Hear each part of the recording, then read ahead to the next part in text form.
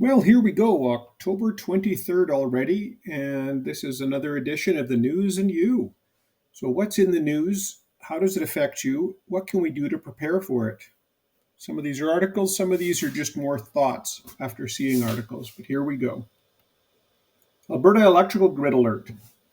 So, while it wasn't a full blown alert pushed out on the Alberta emergency alert system, it was put on the energy website, asking for voluntary kind of reductions in usage. Um, and the reasoning was that because we had a bit of snow and it's getting a bit colder here now, the consumption was up, and generation, due to less wind generation and so a couple generators being offline, um, just led them to put a cautionary kind of um, notice up.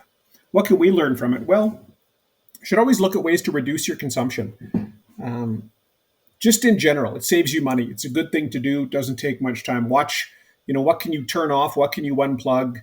Even there's lots of phantom loads. So that's things that are always on, even if you don't think they're on. Like your TV is always on, waiting for you to hit the remote. Um, Lots of things are kind of like that. A power bar that's plugged in and the little light is on, even if none of the appliances plugged into it are on, it's drawing power to power that light. When we were planning our home, we it's all electric, and planning the solar needs of it. The first step is to reduce your consumption. You need to get less panels, generate less energy if you can simply reduce what you need. So look at that first. Have backup plans. So if we can't reduce enough to prevent brownouts or blackouts, what are you going to do? What's your plan if the electricity goes down? Do you have solar panels? Do you have your own backup generation? Think, like you are the utility. Plan your own infrastructure. Have Do you have fuel on hand? Are you your own critical fuel supply? Do you have power generation? Can you grow your own food? All of these things. What can you do yourself? So, do you have backups? Um, if you have, solar panels, do you have batteries? What if the inverter fails? How far have you taken your thinking? And then, as always, plan, practice, and perfect it.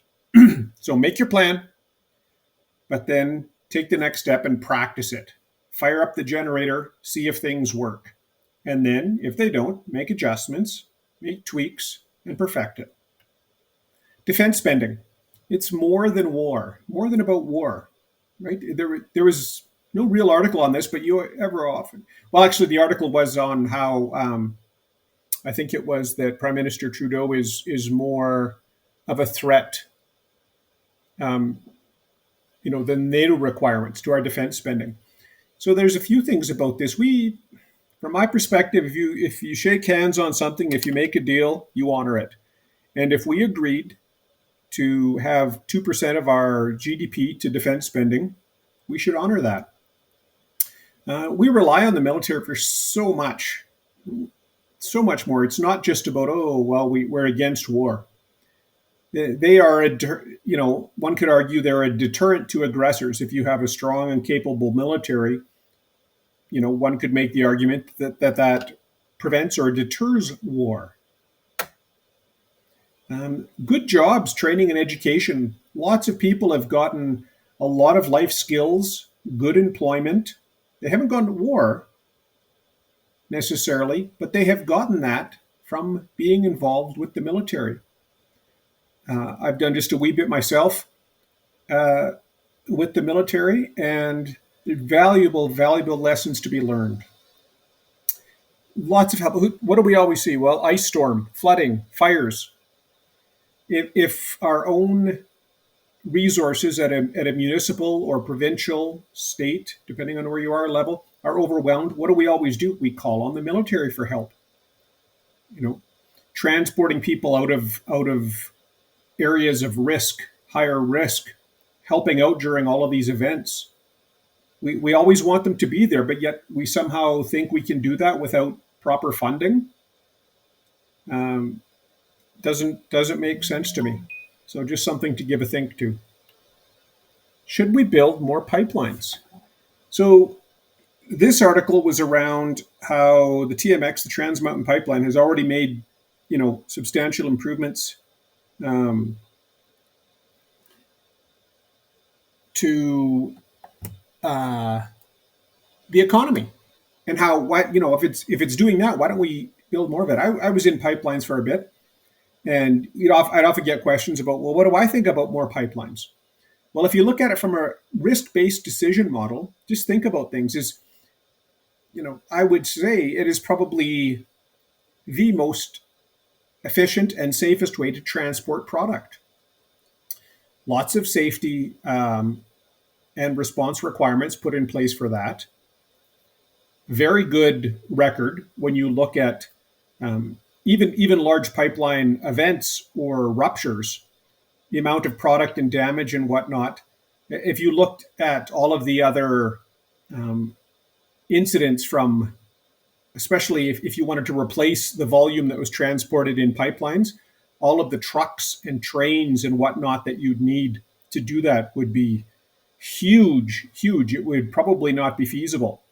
And the risks you would put people at for collisions from all these big trucks, from what I've seen now, not to knock all big truck drivers, but a lot of them are not very um, respectful or professional in their attitude towards driving. Very, very risky. Lots of incidents, lots of accidents, lots of damage to the roadways. We see lots of how, it would cost billions and billions of dollars to repair the roadways, get them up to where they should be. Well, the big trucks, I suspect, do a lot of damage to those roadways. So again, the collisions, a lot of the trains, a lot of rail product, it may be, safer than trucking, but they go through population centers and through environmentally sensitive areas. So do you want that? What about all the little spills? Even filling and unfilling that you have, all that little leakage, all of the carbon footprint of all of those trucks and trains. Think about it environmentally. Job creation to both build and maintain the pipelines. So my recommendation, and this we should do this in something with everything we're doing, look at it from a risk-based decision model. What are the pros and cons, the good and the bad that can happen? Do we have good rationale for making these decisions? It may be the lesser evil. Retiring early hurts financial resiliency. Yeah, I suspect that's, now this is what a study or a survey indicated, that people who either retired unexpectedly, they didn't plan for it, they were retired, they didn't want to retire, or they were unprepared for it, really hurts. So make a plan and then work your plan. When do you think you want to retire? If your savings aren't up to where you think they need to be, you're going to have to make some choices, make some sacrifices to get your savings up there. Save, invest, and prepare. Are you ready to retire? Well, as the saying goes, if there's a doubt, there's no doubt. If you don't think you're ready, you're probably not ready. If you're sitting there going, I don't think this is safe, well, it's probably not safe. And get your lifestyle ready before you retire. Ease into it. It's tough just to go from full throttle into retirement. When I was with the fire department, we'd always watch whenever one of the guys retired, and there was mandatory retirement. Quite often, within a year, you would see that there was a time, anyways, that person's name in the obituaries. Now, part of it could have been that they weren't ready for retirement and not being at the job, and some of it was just all the nasty stuff that you're exposed to. Anyways, plan, practice, perfect. Food wastage. The article said around 46% of food is wasted in Canada. Unbelievable. Crazy. At a time when we're talking about all the food insecurity, all the environmental concerns, all the high prices, we need to do more better. Tongue in cheek. But think about it. Again, it goes back to the reduce, reuse, recycle. The first step and there's a reason for it, is to reduce the amount of, if you waste less, you will need less. I know expiry dates are a problem. I know people, some in my family included, that will look at it and say, oh, it's almost the expiry date. It's not even past it yet. It almost is. Better toss it out. I don't think so. Look at those things. Can you make something else out of it? Even composting it is better than just tossing it in the garbage. Do you have animals you can feed it to? Um, and environmental concerns. Don't just think about the carbon monoxide or different byproducts of that. If it's not composted or reused, that would generate. Think about all of the energy and the carbon footprint of producing that food. There was a standing joke when I was growing up. So there was 11 in my family. We had a farm, raised a lot of our own food.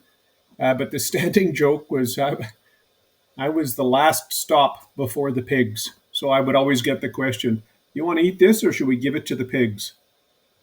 So if I passed on it, I mean, it's still, we didn't waste it. It still wasn't just thrown away somewhere. It was given to the animals. So have a think about that. Can you, you know, can you do a better job of wasting less and making use of your food? Old bananas, make banana bread. It's awesome. Um, the peels of the orange, use the zest, make something out of it.